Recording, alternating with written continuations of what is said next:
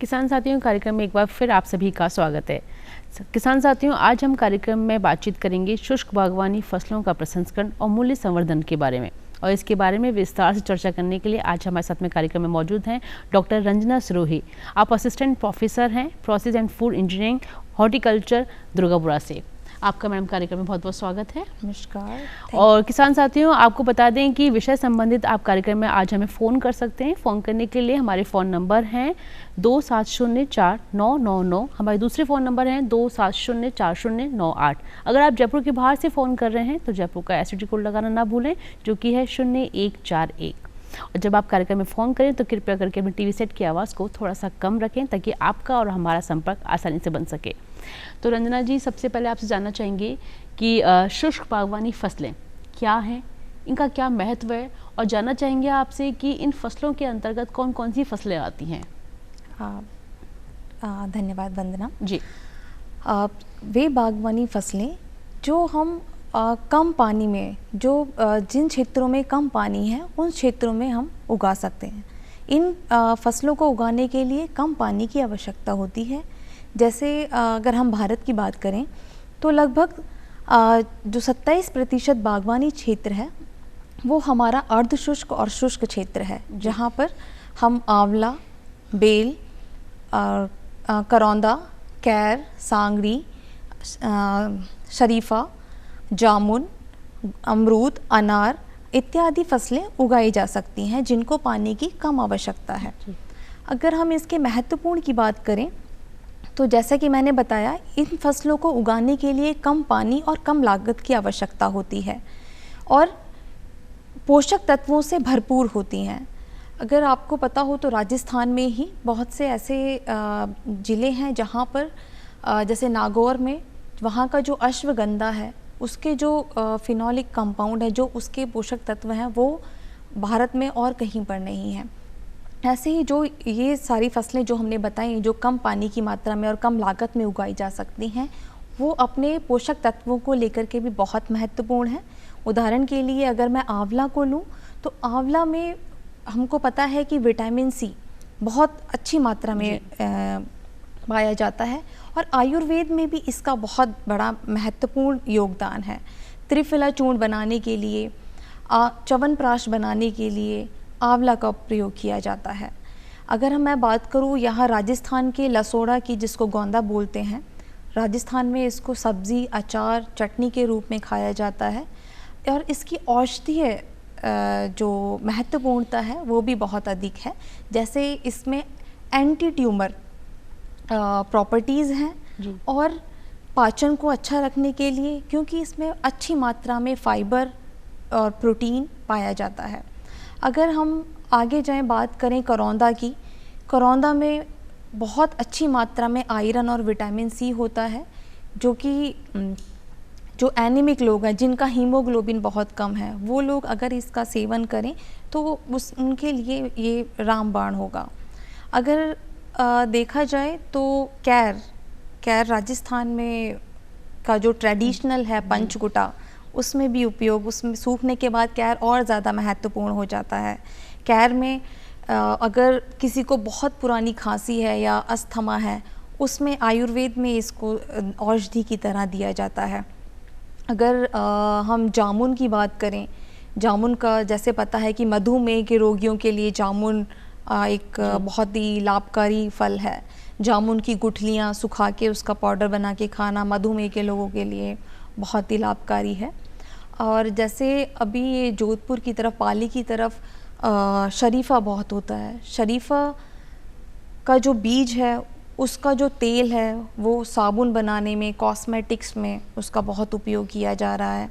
शरीफा को जितने भी आइसक्रीम हैं, डेज़र्ट जिन्हें हम बोलते हैं, उसमें उसका प्रयोग किया जा रहा है। और जो ये है खेजड़ी, खेजड़ी का हर एक जो भाग है उसके पेड़ का, उसका फल ले लो, छाल ले लो, पत्तियां ले लो, उनका अपना एक औषधीय महत्वपूर्ण है जी। वो मतलब हम कह सकते हैं कि जो हमारे शुष्क और अर्धशुष्क जलवायु में जो हमारे फसल होती है, उनके जो पोषक तत्व हैं वो बहुत ही उनका आयुर्वेद में जिक्र किया गया है। तो ये पोषक तत्वों से भी भरपूर हैं, लागत भी कम लगती है और कम पानी और सूखे क्षेत्रों में भी इनको उगाया जा सकता रंजना, है। जैसे आपने बताया कि कैर, सांगरी, आंवले के बारे में, त्रिफला, अश्वगंधा, ये सारी औषधीय वाली फसल हैं, ठीक है। बिल्कुल। अब जाहिर सी बात है कि अगर कोई भी औषधि फसल होती है तो वो सिर्फ मौसमी सीजन में होंगी। अब ऐसे में कोई भी मौसमी फसल को एक लंबे समय तक सुरक्षित रखना, यानी कि अगर हम बात करें प्रसंस्करण की, तो प्रसंस्करण की क्या किस प्रकार से व्यवस्था रहती है? बिल्कुल, प्रसंस्करण जैसे आपने बताया कि जो हमारे ये सीज़न के मौसम के फल सब्जियां हैं, ये बहुत लंबे समय तक संरक्षित नहीं रह सकते, क्योंकि जैसे हम में श्वसन वाष्पोत्सर्जन चलता है, वैसे ही फल सब्जियों में भी श्वसन और ट्रांसपीरेशन होता रहता है, जिसकी वजह से वो बहुत जल्दी नष्ट हो जाती हैं। तो उसके लिए हम उत्पाद को, मुख्यतः कृषि उत्पाद का मूल्यवर्धन करके उन्हें लंबे समय तक हम संरक्षित रख सकें, ये प्रसंस्करण है। और जैसे आपने बताया, जो ये सारी फसलें हैं, इनका प्रसंस्करण हम इनको सुखा के या फिर इनके अलग अलग मूल्यवर्धक पदार्थ बना के हम कर सकते हैं। प्रसंस्करण जो क्षेत्र है वो बहुत ही महत्वपूर्ण है। अगर जैसे फूड सिक्योरिटी की बात करें तो हमारा जो 10 से 30% जो हमारी बागवानी फसलें हैं वो कटाई उपरांत नष्ट हो जाती हैं। अगर कुछ फल और सब्जियों में तो 50% तक नष्ट हो जाती हैं। तो कैसे हम प्रसंस्करण के द्वारा, मूल्यवर्धन के द्वारा इन फसलों को संरक्षित रख सकते हैं और इनका वैल्यू एडिशन कर सकते हैं। तो ये एक फूड सिक्योरिटी के लिए भी है, मतलब बैलेंस बना के रखता है। और दूसरी अगर हम बात करें रोज़गार की, तो इस क्षेत्र में बहुत ज़्यादा रोज़गार है। आजकल के युवा भी, रंजना, जैसे अभी आप जिक्र कर रहे थे कि ना इस तरह से आप सुरक्षित रख सकते हो, संरक्षित रख सकते हो, जानना चाहेंगे आपसे कि ऐसी कौन कौन सी तकनीक हैं जिनके माध्यम से आप इसको सुरक्षित रख सकते हैं और लंबे समय तक इनको रख सकते हैं? बिल्कुल। तो ऐसी कौन कौन सी तकनीकें हैं? वंदना, जैसे आपने भी देखा होगा घरों में जी, हमारी जो नानी दादियाँ थी वो बहुत टाइम से, ये कुछ नया नहीं है संरक्षित करने का, लेकिन हाँ वो परंपरागत तरीके से सुरक्षित करते हुए आ रही थी फल सब्जियों को। आपने देखा होगा कि पत्तेदार सब्जियों को सुखा के रखना, एक सांगड़ी बहुत अच्छा इसका उदाहरण है, सांगड़ी को सुखा के रखना। ग्वारफली इसका अच्छा उदाहरण है, ग्वारफली को सुखा के रखना। तो ये हमारे नानी दादी के टाइम से चलता आ रहा है प्रसंस्करण और इसका मूल्य संवर्धन। लेकिन परंपरागत तरीके से सुखा के रखना, उसको हम उसका एक्सपोर्ट करने में थोड़ी तकलीफ होगी, क्योंकि उसकी क्वालिटी हम मेंटेन नहीं कर पाएंगे। तो अगर हमें मार्केट में अपने उत्पाद को लेकर के जाना है तो हमें नवीनीकरण तकनीकों को अपनाना होगा। जैसे कि सुखाने के लिए ही बहुत एडवांसमेंट आ गए हैं, जैसे अलग अलग प्रकार के ड्रायर आ गए हैं, सोलर ड्रायर आ गया है, ट्रे ड्रायर आ गया है, फ्रीज ड्रायर आ गया है।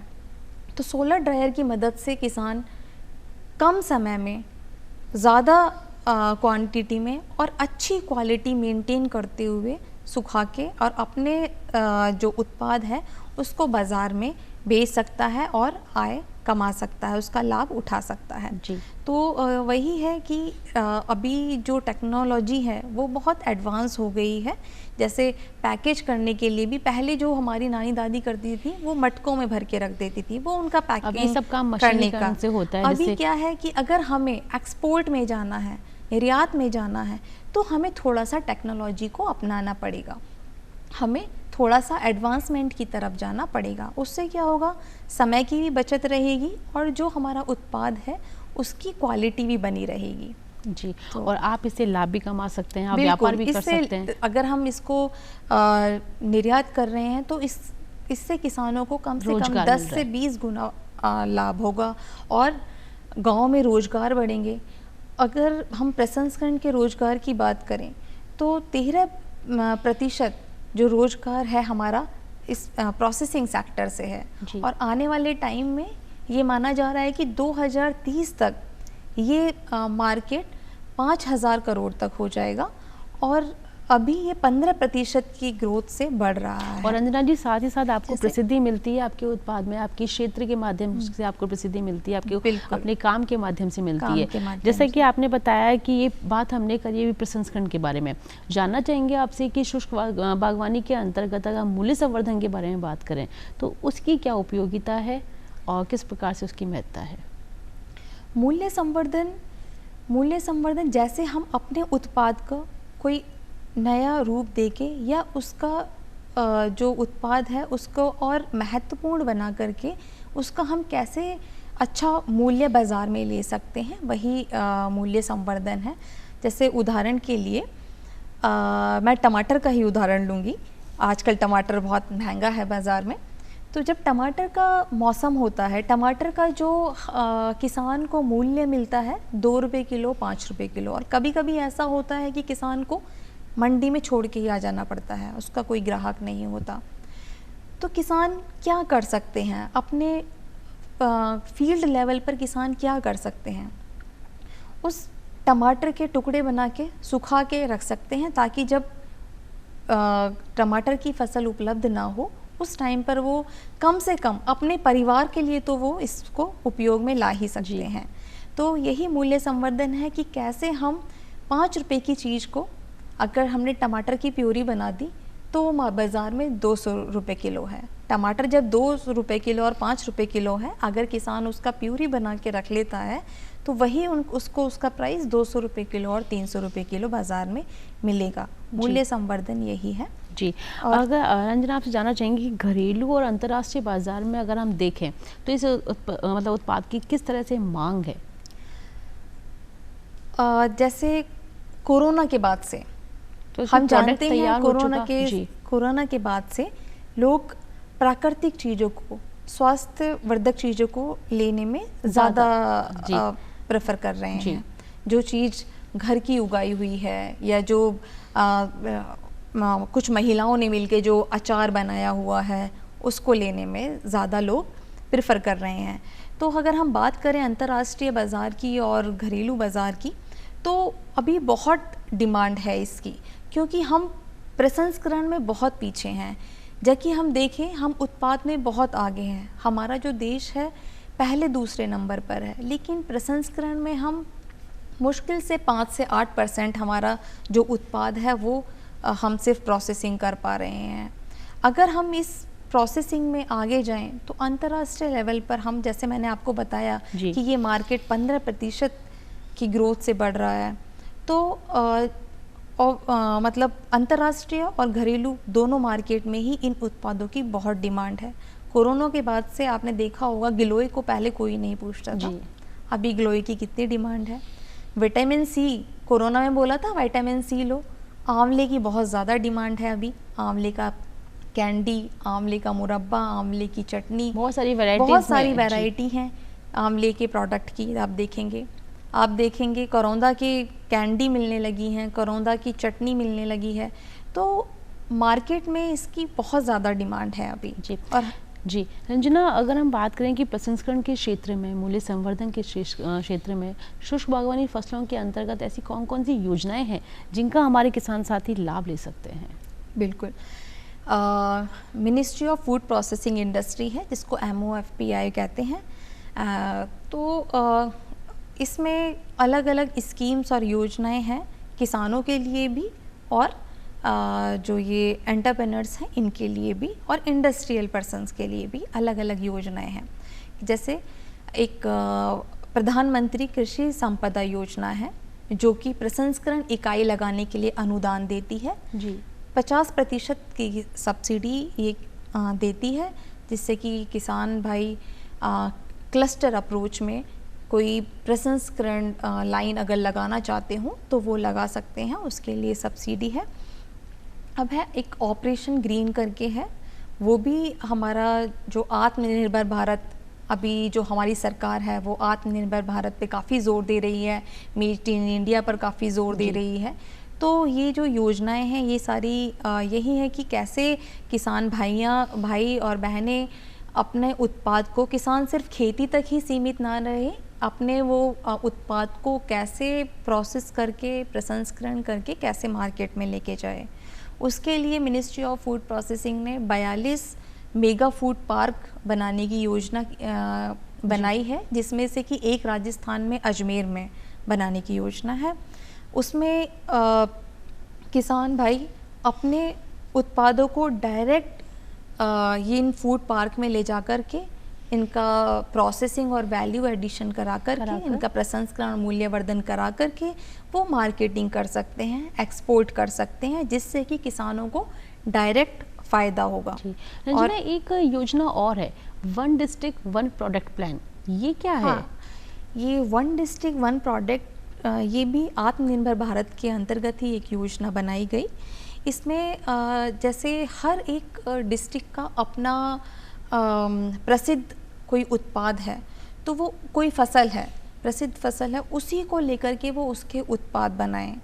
जैसे बाड़मेर में अनार है, तो अनार को लेकर के ही उत्पाद बनाएं, जिससे कि वहाँ के जो लोकल किसान हैं, जो लोकल लोग हैं, उनको रोजगार मिल सके, उनकी आय में वृद्धि हो सके और उनके रहन सहन ये सारी दशाएं सुधर सके, और वो जो उस डिस्ट्रिक्ट का जो फसल है, जो उसके उत्पाद हैं, वो प्रसिद्ध हो सके हमारे। तो ये योजना है, ये राजस्थान में जैसे 33 डिस्ट्रिक्ट हैं, तो सबके अपनी अपनी एक फसल एक बांट दी गई है, और उससे वो अलग अलग उत्पाद बना के और उसको निर्यात करें। जी, ये पर्पस है जी। हमारे किसान साथियों तक, लोगों तक जानकारी अच्छे से पहुंच सके, प्रॉपर पहुंच सके, योजनाओं का वो अच्छे से लाभ ले सकें, इसके लिए कौन कौन से जागरूक कार्यक्रम या किस प्रकार से चलाए जाते हैं, ये आप हमारे किसान साथियों को बताएं। जैसे सेंट्रल की अगर मैं बात करूं तो मिनिस्ट्री ऑफ फूड प्रोसेसिंग है, उस वहाँ पर एक माई स्कीम पोर्टल करके एक पोर्टल है, जहाँ पर उन्हें सारी गवर्नमेंट स्कीम्स के बारे में वो जान सकते हैं। और किसान भाई अलग जैसे कृषि विज्ञान केंद्र हैं, यहाँ पर भी जाकर के ट्रेनिंग ले सकते हैं, यहाँ से भी जानकारी ले सकते हैं कि अभी कौन सी स्कीम इसमें चल रही है।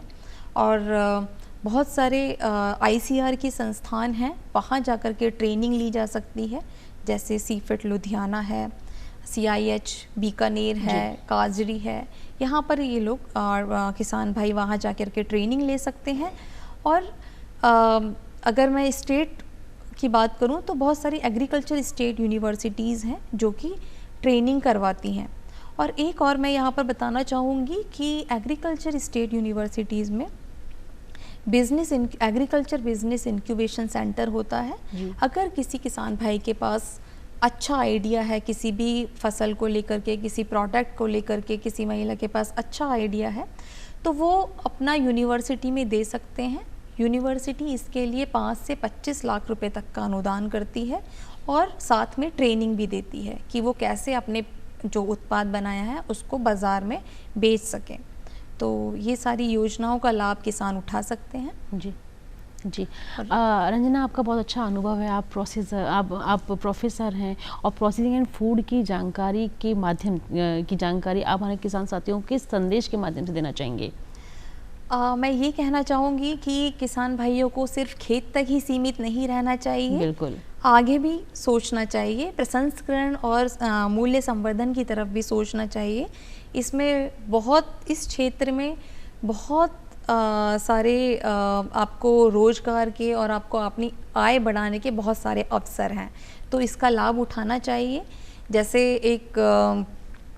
ये जो इसको किसान भाइयों को क्लस्टर अप्रोच में अपनाना चाहिए। जी, क्लस्टर अप्रोच में अपनाने सहकारी समितियों से अपने आप को आगे बढ़ाना चाहिए। और ये बहुत अच्छा मौका है कि आप अपने हुनर को लोगों तक और देश विदेशों तक पहुंचा सकते हैं। रंजना, आप हमारे कार्यक्रम में आए, आपने इतनी अच्छी जानकारी आज हमारे किसान साथियों को दी, उसका आपका बहुत बहुत धन्यवाद। और किसान साथियों, उम्मीद करते हैं कि आज का हमारा कृषि दर्शन कार्यक्रम आपको बेहद पसंद आया होगा। अगर आप कार्यक्रम में किसी भी तरह का कोई सुझाव देना चाहते हैं तो उसके लिए हमारा पता है कार्यक्रम कृषि दर्शन, दूरदर्शन केंद्र, झालावाड़ डुंगरी, जयपुर। और अब आपसे फिर होगी मुलाकात एक नए विषय के साथ में। हमें दीजिए इजाज़त। नमस्कार। नमस्कार।